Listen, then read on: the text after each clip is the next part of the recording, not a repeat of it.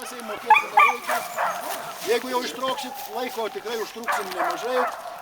Jeigu su kelininkas dalyvausit, tikiu, kad ir vakarą sulauksim. Taip, vadinkitės vandenėlių, semkitės stiprybės. Dauguma parodų. Žinot, mūsų klubas jau 3 metai turbūt jau mokomės dirbti pagal tarptautinės taisyklės. Įvertinimai šiek tiek kitokie, kaip medžiotojų parodose, kaip titulai kitokie. Įvertinimai yra tie patys. Puikiai, labai gerai, patenkinamai, linkiu, kad nieks negautume šiandien tokio įvertinimo. Va, žiūrėkite viską pagal katalogą. Kas dar gal negavot, pamiršom kažkam duoti, prieinat prie Bernaičių, gausit katalogą, žiūrit griežtai pagal numerius. Taip eis ir ringai. Pirmas ringas, jaunimo klasė, vakarų Sibiro laikos. Vat klasės yra naujas dalykas jums, bet priprasit. Aš jau pradedu priprasti. Ir toliau atvira klasė, reiškia 2, 4, 6 šunys, pirmam ringe 2 šunys. Toliau, šunys ir taip toliau.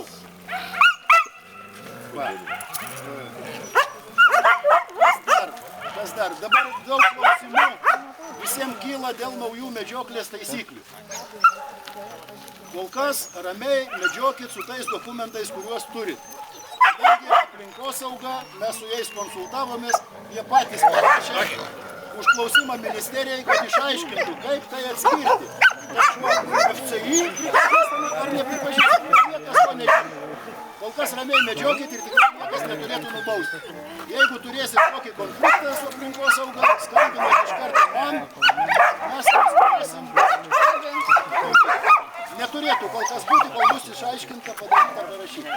Dabar tai yra labai suvelta ir niekas nežino. Pagal visą logiką. Mūsų klubas turi sutartį su medžiotojų draugija. Mes bendradarbiaujame.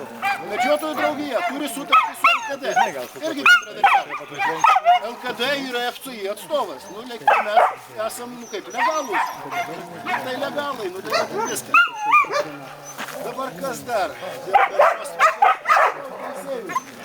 Šiandien mūsų žmonėmis vertins griežtas teisėjas Marius Jasaitis, nacionalinės kategorijos teisėjas iš Radviliškio. Jeigu tokių kartais nepasitenkinimų, siųskite į Radviliškį visus raštus, faksus. Jo, jeigu ką nors biškį nepažiūrėtų.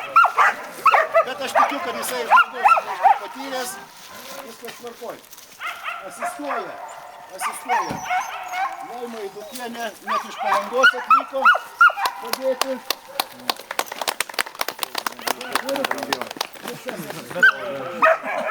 Milinavičius iš Varėnos.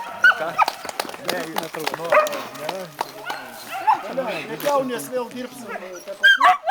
Kompanija, Adomas Šakbaras, Jonaviškis, aš ir Marius.